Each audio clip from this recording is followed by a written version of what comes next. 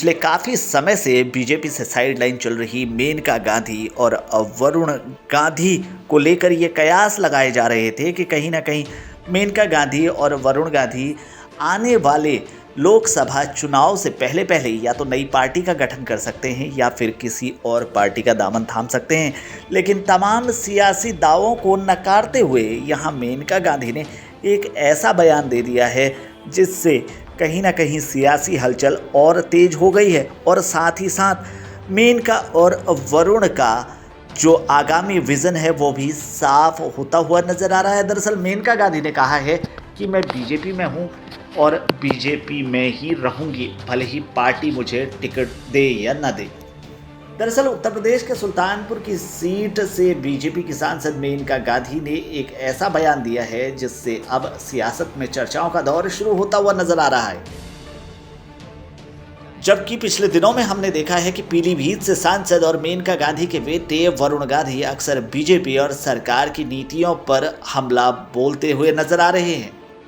तभी से दोनों को लेकर यानी मेनका गांधी और वरुण गांधी के भविष्य को लेकर अटकलें लगती नजर आ रही थी। माना जा रहा था कि मेनका गांधी और वरुण गांधी पार्टी आलाकमान से नाराज हैं, लेकिन अब मेनका ने इन तमाम कयासों को खारिज करते हुए कहा है कि वो बीजेपी में थी और बीजेपी में रहेंगी। दरअसल मेनका गांधी भले ही मीडिया में कम बोलती हों या फिर वो शांत दिखती हों, लेकिन उनके बेटे वरुण गांधी अक्सर अपने बयानों को लेकर सुर्खियों में रहते हैं।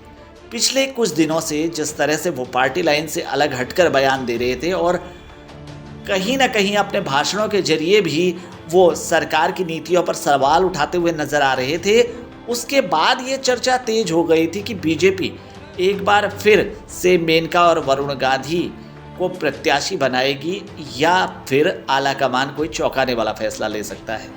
लेकिन तमाम सियासी दावों के बीच मेनका गांधी के इस बयान के आने के बाद अब कहीं ना कहीं जो सियासी गेंद है वो बीजेपी के पाले में जाती हुई नजर आ रही है। दरअसल सुल्तानपुर में बीजेपी सांसद ने कहा है कि मैं बीजेपी में हूं और बीजेपी में भी रहूंगी।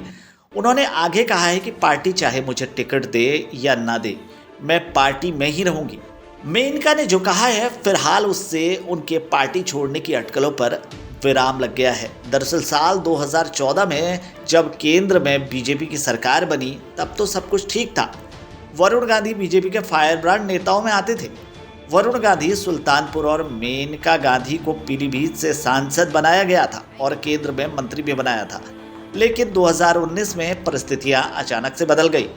बीजेपी ने मेनका गांधी और वरुण गांधी की सीटों को आपस में बदल दिया और मेनका ने सुल्तानपुर और वरुण गांधी ने पीलीभीत सीट से जीत दर्ज की। लेकिन इस बार दोनों में से किसी को केंद्र में जगह नहीं मिल पाई।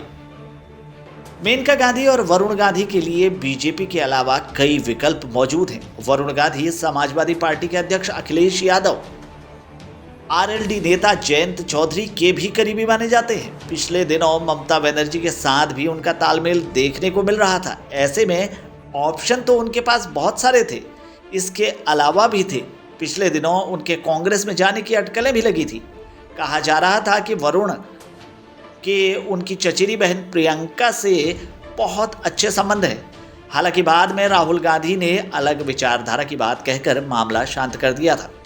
मेनका ने तो अब अपनी इस सियासी गेंद को बीजेपी के पाले में डाल दिया है, लेकिन वरुण गांधी का अगला कदम क्या होगा इस पर अभी भी संशय बना हुआ है।